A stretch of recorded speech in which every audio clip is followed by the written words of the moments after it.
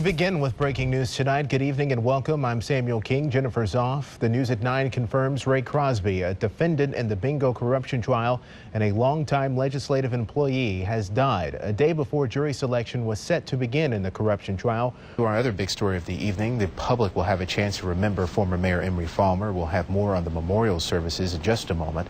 Flags are flying at half-staff in Montgomery as people across Alabama remember the life and legacy of the former mayor. Well, Valerie, we're still trying to work out the details of this case. We're about to get a briefing from police at any moment now about what happened here. If you can do it live. Well, Sal, it's because of timing. Alabama moved its presidential preference primary up to March from June to have more of a say in selecting a party's nominee. This year, with that Republican race still in a bit of flux, that decision is paying off. Well, we asked you to let us see how your family celebrated St. Patrick's Day. This picture comes from the My 12 section of WSFA.com. Libby Hester posted it for us. She titled it "The Cutest Leprechaun She's Ever Seen," and we all agree here.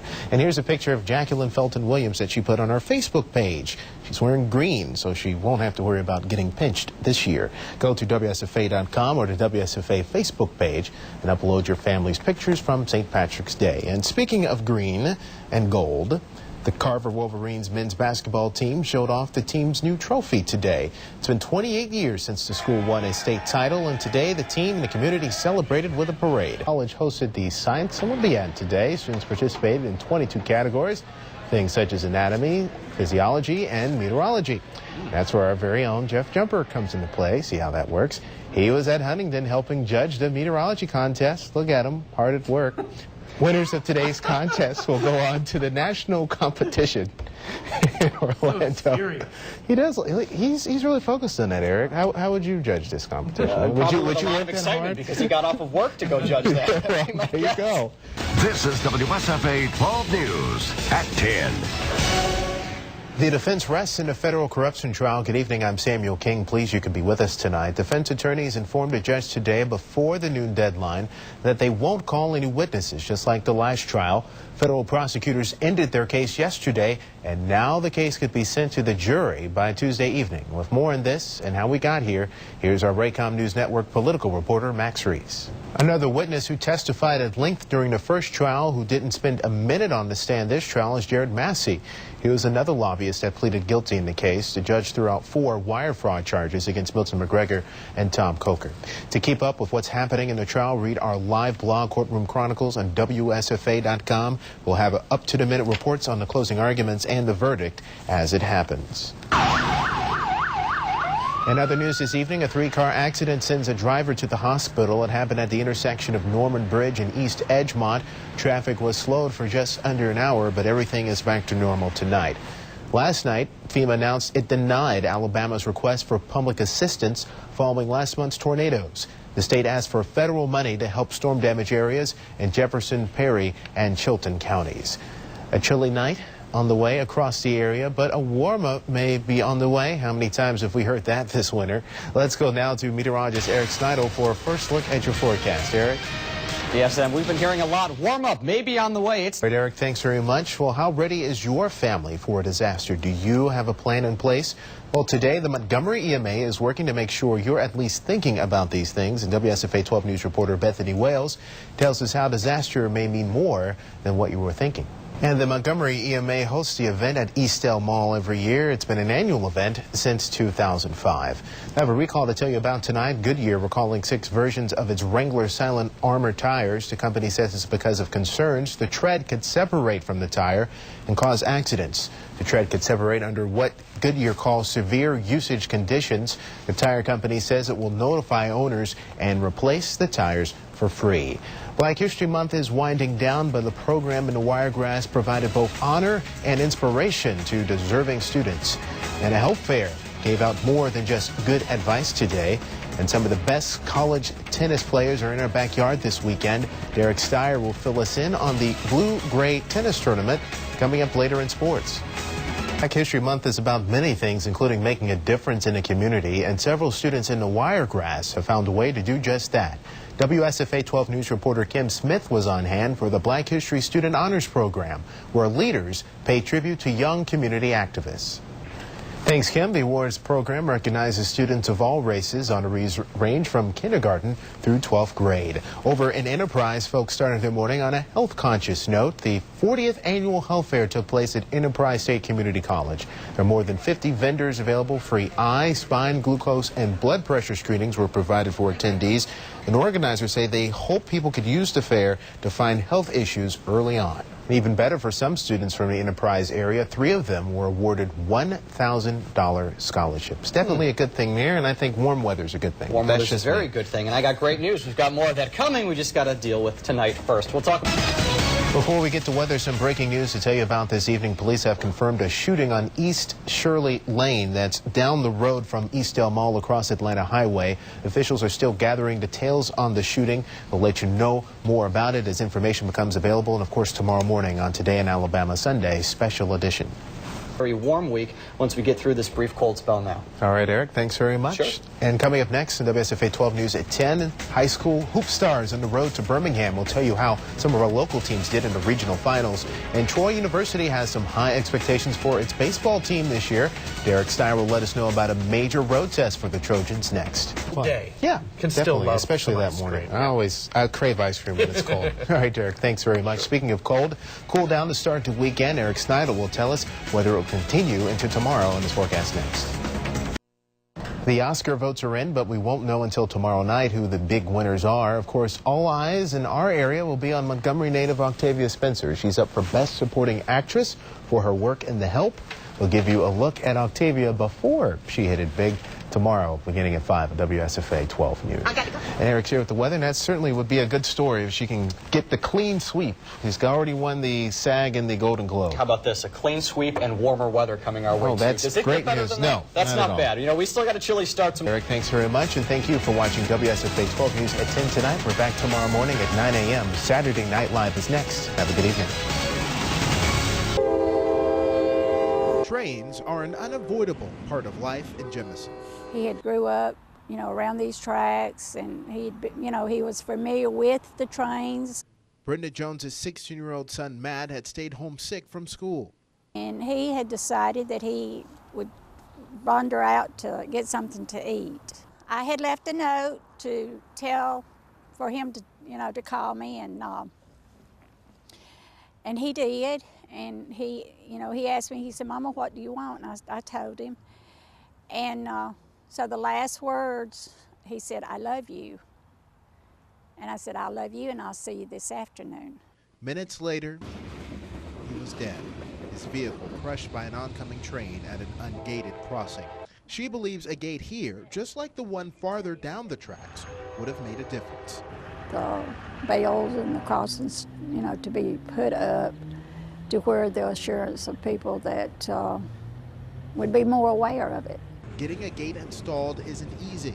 The feds send money to states to pick which crossings get them, or can just get by with other warning signals. And the criteria look at things like traffic volumes, the types of traffic, and accident histories, a number of other things. But those are some of the biggest things in order to prioritize crossings for the available funds. We checked federal statistics to find out which crossings had the most collisions and whether they had gates, lights, or signs. Of the 16 crossings in the state with 3 or more collisions in the last 5 years, only 2 had gates. Others did have flashing lights. This crossing on Tyson Road in Lowndes County had 3 collisions in 5 years, including one that killed 2 people. AlDOT hands out the money to install gates, but it's up to the railroad companies to install them. The $5 million the state got last year paid for 25 to 30 crossing upgrades. But that still leaves 60% of Alabama's public crossings unprotected by gates or flashing lights. We're making steady progress. It's a slow gain in how fast we can install active protective devices. Even at some crossings with fatalities like this one, the traffic counts are relatively low, so they're not as high on the priority list. We make every effort to get the projects in place with the railroad companies so that we can get the crossing protection out there where it's needed the most. But gates alone won't solve the problem. Operation Lifesaver works to reduce the number of deaths at railroad crossings and rights of way. The best safety equipment is the driver that makes the right decision. And you may think you can beat that train, but one thing to think about is even if it's a tie, you lose. Brenda Jones hopes her son's case will lead others to heed that advice. You know, just be more cautious at a railroad crossing, look both ways, because I have looked and didn't get across. There'd be a train. Every week in traffic court, people come to face the consequences of driving while their licenses are suspended or revoked. All of us in a situation, a lose-win situation, but the right thing to do is have your driver's license, nothing won't happen. And you have insurance, won't not happen. Jamal Garrett pleaded guilty to driving while his license was revoked. Court records show he had 4 previous citations for driving while suspended. We asked him why he continued to drive. Like I said, you know, you got to do what you got to do to get back and forth to work. And everybody don't, you know, everybody got cars in Alabama and Montgomery anyway, so, you know, catch me if you can. You know how it is, how everybody's attitude is, catch me if you can. Garrett paid his fine and agreed to go to driving school so he can legally drive again. The judge told this man, Benjamin Hampton, to stop driving or else. Hampton was sentenced to probation. In court, the judge said he had 12 previous citations for driving while revoked. Hampton told us he didn't wish to speak on camera, but said he accepted the judge's ruling. That didn't stop Hampton from driving off in this car, becoming an illegal driver. These drivers driving without a valid license are breaking the law and putting others at risk. I just think it's a disgrace. I think it's extremely selfish. Virginia Saunders knows firsthand A drunk driver came flying around the corner. what can happen when a driver whose license is revoked They say the impact was probably 65 miles per hour. still chooses to drive. He never slammed on his brakes, tried to brake, just went full force into the back of my minivan. No license. His license had been revoked because he had 3 previous DWIs. Her oldest child was not injured, but her youngest had a sprained neck, and that wasn't all. It definitely took a toll and an impact on our family emotionally and financially. For the simple fact, emotionally, I had a concussion for 3 months. I was injured from the top of my spine to the bottom of my spine. So for 3 months, I really could not care for my children by myself. And the fact the driver didn't have insurance complicated matters. The main complication it created with him not having insurance or a license was then we had to turn to my insurance company and look to my insurance company to pick up the check and pay for all the missing pieces.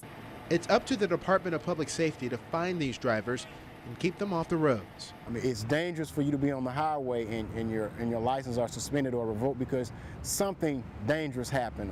You did something in order to get your license or in order for your license to be suspended or revoked, and we don't want you to put everyone else at risk.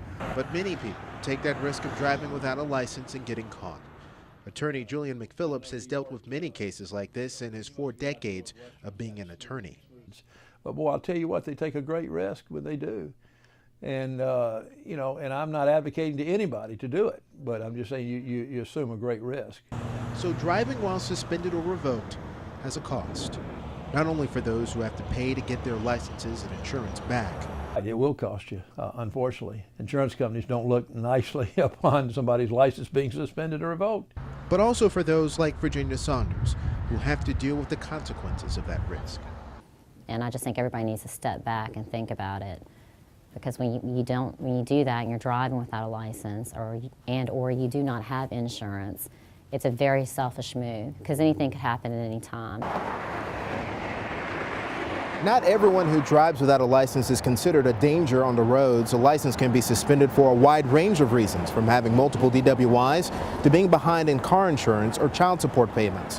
While lawmakers feel those who are truly a danger on the roads should not have licenses, they say it can be tricky to strengthen the overall penalties.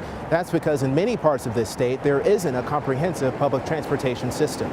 We'll continue to follow this story.